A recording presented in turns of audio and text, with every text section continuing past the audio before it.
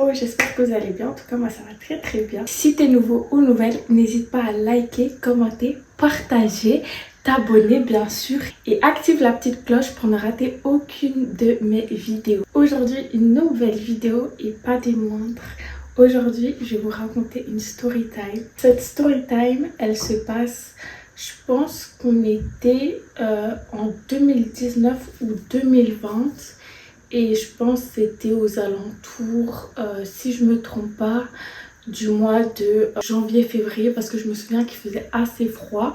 Donc je pense que c'est dans ces alentours-là. Du coup, il faut savoir qu'à ce moment-là, mon papa, il avait 71, 72 ans. Donc il commençait à être âgé. Du coup, à ce moment-là, il s'est fait placer dans une maison de repos, dans un home à Bruxelles. Je ne citerai pas le nom parce que j'ai pas envie d'inciter à la haine. J'ai pas envie que, par exemple, juste les principaux concernés voient cette vidéo. Enfin bref, vous avez compris. Cette décision, c'est lui qui l'a prise. Du coup voilà, c'était pas du tout forcé ou quoi que ce soit. Faut savoir aussi que ce home il était privé. Du coup je vais vous expliquer ce qui s'est passé parce qu'il s'est vraiment passé des trucs de ouf. Alors du coup la date où mon papa doit rentrer au home approche et le jour J arrive. Alors j'accompagne mon papa au home. Du coup on prend toutes ses affaires. On avait aussi pris un transport spécialement pour les personnes âgées qui est vraiment top d'ailleurs. C'est je sais plus comment ça s'appelle mais c'est une société de transport pour les personnes âgées, pour les personnes handicapées, etc. Et franchement ce service il est vraiment au top. On arrive au home. Alors, comment vous expliquer? Il y a deux directeurs, donc c'est des frères ou des amis, je me souviens plus très bien.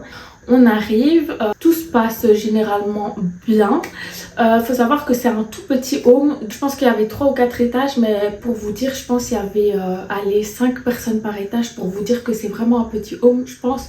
En tout, ils étaient 60-70 personnes. Et c'est un des critères que mon papa recherchait car il n'avait pas envie d'être dans un home énorme où on n'avait justement pas le temps de pouvoir s'occuper de tout le monde. Pas le fait de pas s'occuper de tout le monde, de s'occuper moins bien des personnes âgées parce qu'il y en a trop. Alors je sais plus où on en était. Parce que j'ai dû couper la vidéo, mais si je me souviens bien je vous parlais du home. Du coup je vous expliquais un peu que le home c'était un peu un home familial parce qu'il n'y a pas beaucoup de résidents là-bas. Il faut savoir que dès le premier jour d'arrivée de mon papa il y avait déjà des galères. Alors comment vous expliquer? Mon papa il avait demandé une chambre seule et c'était la chambre au 4e étage si je me souviens bien, car pendant la visite, parce qu'on avait fait une visite juste avant du coup qu'il intègre le home pour un peu voir les lieux, etc. Pour un peu visiter le home, pour voir si mon papa appréciait ce home ou pas. Et du coup à ce moment-là il avait choisi de prendre la chambre au 4e étage qui était une chambre seule, donc c'était une chambre privative qui était du coup un peu plus chère que les chambres doubles. Le premier jour où on arrive, on fait comprendre à mon papa qu'il ne pourra pas bénéficier de la chambre au 4e étage alors qu'il avait demandé. Donc faut savoir que mon papa râlait déjà. Faut savoir que mon papa c'est quelqu'un de très expressif et quand il ressent une chose il la ressent fois 1000. Pour vous dire que s'il est heureux tu vas vraiment le voir très heureux, et si par exemple là dans ce cas là ça lui déplaît, tu vas voir que ça lui déplaît vraiment et il va pas s'abstenir. Donc mon père il fait comprendre qu'il est pas content, il souffle, il râle, enfin bref je vous fais pas un dessin. Du coup moi aussi ça m'avait un peu énervée parce que mon père avait choisi cette chambre là, je vois pas pourquoi il devait aller du coup dans une autre chambre. Si c'était dans une autre chambre seule comme il l'avait dit et que c'était pas celle au 4e étage, je pense que ça se serait passé beaucoup plus flex, mais ouais. Du coup on lui fait comprendre qu'il va aller dans la chambre double avec un résident. Donc on rentre dans la chambre et ah oui je vous ai pas expliqué pourquoi. On l'avait tout simplement pas mis dans la chambre au 4e étage comme il avait choisi parce qu'en fait il y avait quelqu'un qui était arrivé entre temps et du coup cette personne voulait une chambre seule et c'était la seule chambre seule qui restait et du coup on lui avait donné, ce que je peux comprendre aussi bien sûr. On arrive dans la chambre, faut savoir qu'il y avait déjà du coup une personne dans la chambre et cette personne déjà de A elle parlait néerlandais donc voilà c'était un peu compliqué vu que ni moi ni mon papa parlons néerlandais, donc je trouve que la barrière de la langue ça fait déjà beaucoup. Faut savoir que cette personne elle parlait pas, c'est pas qu'elle savait pas parler, c'est que vraiment elle parlait pas, elle s'en foutait. Enfin, faut savoir que cette personne, elle était très aigrie. C'était un homme et enfin voilà, il y avait ni de bonjour, ni de au revoir, ni de bonne journée, ni rien du tout. Il y avait vraiment zéro contact. Mon papa très mécontent. Il faut savoir aussi que quand tu es dans une chambre double, tu dois partager ta salle de bain. Et mon père ne supportait vraiment pas ça. Je pense qu'il y avait que une télé. Où il y avait 2 télés, je sais plus. Si je me souviens bien, il y avait 2 télés.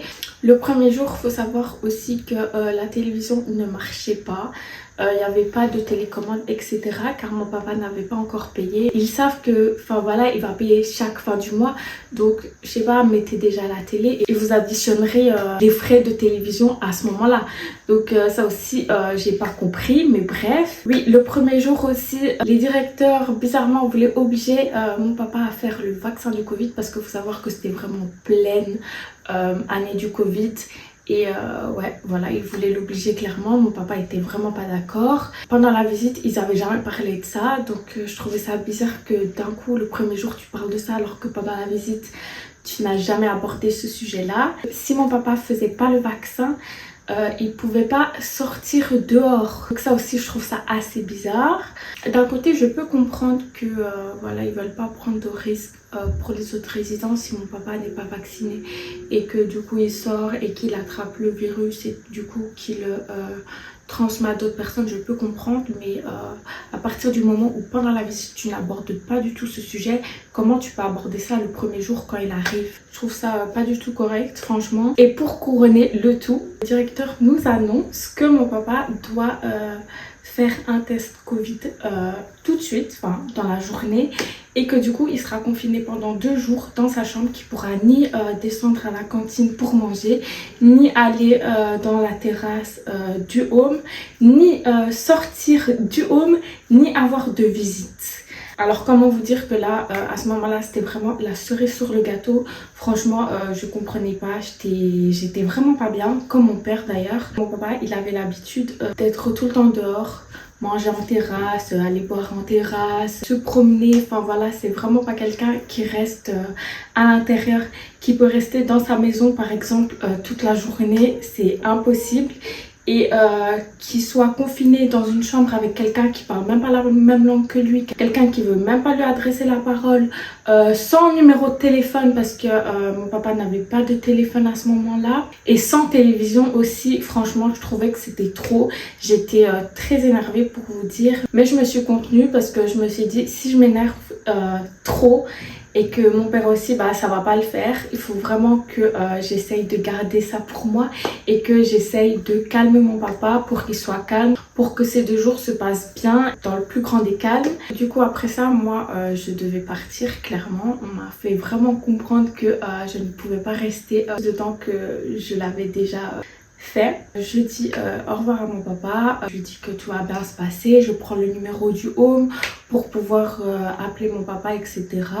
pendant ces 2 jours-là, et je rentre chez moi. J'étais vraiment pas bien, je savais pertinemment que mon papa, ça allait pas lui faire plaisir de passer 2 jours confinés comme ça, sans voir personne, sans avoir de télévision. Enfin, il va être là à rien faire sur son lit pendant 2 jours. Imaginez-vous vraiment la scène, genre une personne âgée, donc qui peut même pas se déplacer dans le home, c'est une dinguerie, que rester dans sa chambre, du coup sur son lit.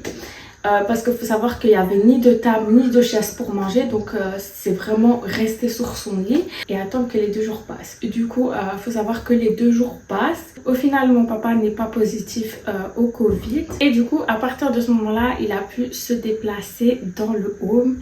Et c'est là aussi qu'il y a plein de petits détails qui arrivent, qui font que il y a des choses vraiment qui n'allaient vraiment pas dans ce home. Qu'est-ce que je peux vous raconter qui s'est passé dans ce home? Il faut savoir que mon papa recevait des plats brûlés à manger. Donc ça, déjà, je comprends pas. Il faut me dire si c'est normal ou pas de recevoir des plats brûlés. Faut vraiment me dire, parce que quand je vous dis brûlé, c'est vraiment brûlé. Genre le plat était noir. Enfin, pas tout le plat était noir, mais pour vous dire qu'il y avait des parties brûlées. C'est pas genre c'est un peu trop cuit, voilà. Non, pas du tout. C'est vraiment brûlé. Donc, faut m'expliquer déjà qu'un home, c'est hyper cher. Je pense que mon papa, pour vous dire, il payait plus de 1200 € par mois pour recevoir des plats brûlés. Enfin, je comprends vraiment pas. L'histoire de la télé, alors à un moment donné, du coup, ils l'ont allumé. Mais le problème, parce qu'il y avait toujours un problème dans ce home, c'est que la télé, il n'y avait que les chaînes en néerlandais. Pourtant, comme je vous ai dit, il était dans un home francophone en région bruxelloise. Enfin bref. Alors, qu'est-ce qui n'allait pas non plus, les ascenseurs. Après ça, bon, les ascenseurs, à tout moment, ça peut se bloquer. C'est pas, on va dire, quelque chose qui est fait exprès ou qui est voulu. Mais je vais pas vous mentir, les ascenseurs étaient souvent bloqués, ne marchaient pas. Faut savoir que mon papa, il avait 72 ans, donc il était assez âgé. Il commençait déjà à avoir un peu du mal à marcher. Donc l'ascenseur était hyper important pour lui. Il était au 3e étage, donc impossible qu'il descende les escaliers du 3e étage.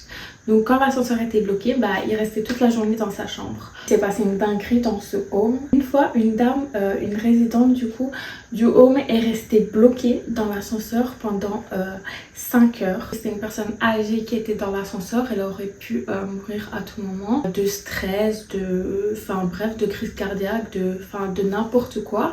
Heureusement pour elle, elle a rien eu. Mais voilà, pour vous expliquer un peu les trucs qui se passaient dans ce home. Il faut savoir aussi que pendant la nuit, il n'y avait que du coup qu'une infirmière pour tout le home aussi. Pour vous parler de la cantine, il n'y avait jamais personne. Quand je descendais avec mon père en bas, bah, on était les seuls résidents. Je pense qu'il y avait peut-être 1 ou 2 personnes qui traînaient là, qui fumaient, etc. dans le fumoir, mais sinon, franchement, je voyais personne. Et les visiteurs, j'en voyais vraiment très très rarement.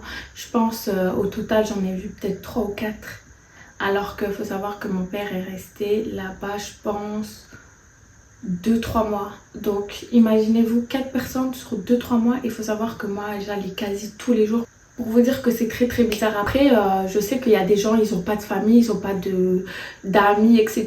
Donc d'office il y a des gens, ils n'allaient pas avoir de visite. Mais de là à avoir 4 personnes en 3 mois, je trouve ça un peu louche. Les choses ont commencé à vraiment se gâter quand j'ai vu que la santé de mon papa se détériorait, clairement. Mon papa n'avait plus envie de descendre parce qu'il voyait personne. Les seules sorties qu'il faisait, c'était avec moi et mon frère quand on venait. C'est à ce moment-là que je me suis dit que mon papa ne pouvait pas rester là. On s'occupait clairement pas de lui, ni pour ses soins, ni du côté nourriture, etc. Dites-vous aussi que quand le médecin passait au home, mon papa devait payer 50 € à chaque fois la consultation. Il faut savoir que les consultations étaient obligatoires. Enfin, je comprends pas, si mon papa se sent bien, pourquoi il doit avoir la visite d'un médecin. Enfin, ça n'avait pas de sens. Il faut savoir que les directeurs n'étaient jamais là. Clairement, comme je vous ai dit, il y avait à chaque fois qu'une infirmière pour tout le home. Je trouvais ça scandaleux, clairement. Je me disais vraiment que mon papa ne pouvait pas rester là, que sa santé, elle empirait, elle se dégradait. Mais à une allure, je peux même pas vous expliquer. Mon papa n'avait limite même plus envie de manger, il sortait même plus de sa chambre et je reconnaissais vraiment pas mon papa. À chaque fois que je voulais me plaindre par rapport à ce qui se passait dans le home, que ce soit la nourriture, les ascenseurs, les soins, etc., j'arrivais jamais à voir les directeurs. Ils répondaient jamais. Quand j'appelais, c'était toujours les infirmières qui me répondaient au téléphone. Ils me disaient oui, rappelez, rappelez. Mais au final, j'arrivais jamais à les avoir. Donc j'en avais clairement marre. Un jour, avec mon frère, je me suis dit en fait là, c'est trop. C'est vraiment trop. Je vais prendre mon papa et on va partir. Et ça s'arrête là en fait. C'est pas possible.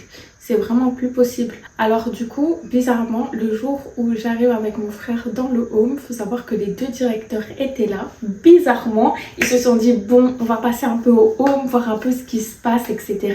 Du coup, on décide de rentrer. Moi, j'étais en furie, j'en pouvais plus. J'arrivais plus à me contenir. J'ai tout sorti, j'ai tout déballé. Je leur ai dit mes 4 vérités. Je leur ai dit ouais, la nourriture cramée, est-ce que c'est normal? Les médecins qui arrivent comme ça de nulle part, quasi tous les 2 jours, à payer 50 €. Enfin, à un moment donné, si vous voulez de l'argent, bah faites de l'argent autrement, parce que là, vous faites de l'argent clairement sur mon père pour rien du tout. Vous arnaquez en fait tous les patients, clairement. Je n'ai jamais vu un médecin qui passe tous les 2 jours et qui demande 50 € à chaque patient. Faut m'expliquer où ça existe, dans quel monde.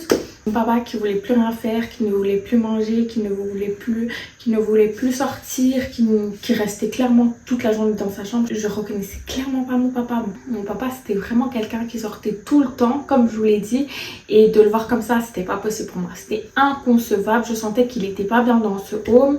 Ça allait pas en fait, ça allait vraiment pas. Je me souviens que quand j'allais le voir, il me disait oui, tu reviens quand, tu reviens quand, tu reviens demain. Enfin, pour vous dire, je consacrais ma vie à mon papa. Comme je vous ai dit, je parle avec les directeurs, le ton il monte, il monte, il monte. Pour eux, c'est nous les fous, c'est mon papa qui est fou. Pour eux, ils ont vraiment rien à se reprocher, tout est bien. Il n'y a personne qui s'est jamais plaint apparemment. Et du coup, la discussion, elle commence à se finir, mais il n'y avait pas de résolution, on va dire, à tout ça. Pour eux, c'était moi la folle et pour moi, c'est eux les fous. Donc, il se passe quoi? Moi, je leur dis clairement qu'aujourd'hui, que là, maintenant, je prends mon papa et on part du home, que c'est fini. Il remettra plus les pieds chez eux, clairement. Et du coup, à ce moment-là, un des directeurs devient rouge, genre clairement il voit rouge, il devient fou, clairement il devient fou, il commence à crier, il commence à dire non c'est pas possible, ton père il est inscrit ici, il peut pas être ailleurs que ici, il va pas partir aujourd'hui, c'est mort. Il me dit clairement que si mon papa veut partir, il doit signer une décharge et qu'il peut pas partir du jour au lendemain, que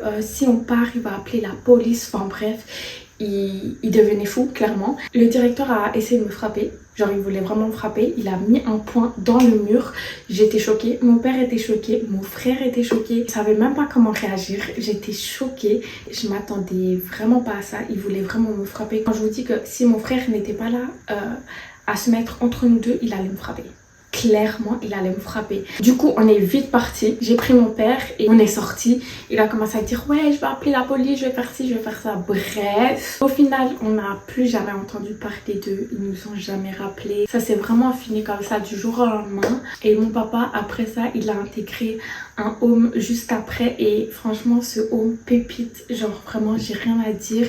Ce home, il était vraiment au top du top. Franchement, avec mon frère, on a vraiment bien fait de l'enlever de ce home parce que c'était vraiment une catastrophe. Je n'ai pas compris pourquoi il voulait me frapper. On peut être en désaccord, ok, mais t'es directeur, tu as ta place et j'ai ma place. Il n'y a pas de je vais commencer à te frapper parce que je veux prendre mon père du home et je veux l'emmener avec moi en fait. C'est dans quel monde, vraiment, c'est dans quel monde qu'un directeur veut frapper la fille d'un résident parce qu'elle trouve que sa place n'est pas là. J'ai pas les mots et quand j'y repense, c'est vraiment une dinguerie ce qui s'est passé, vraiment. J'aurais jamais pensé qu'on pouvait prendre tellement pas soin des résidents dans un home.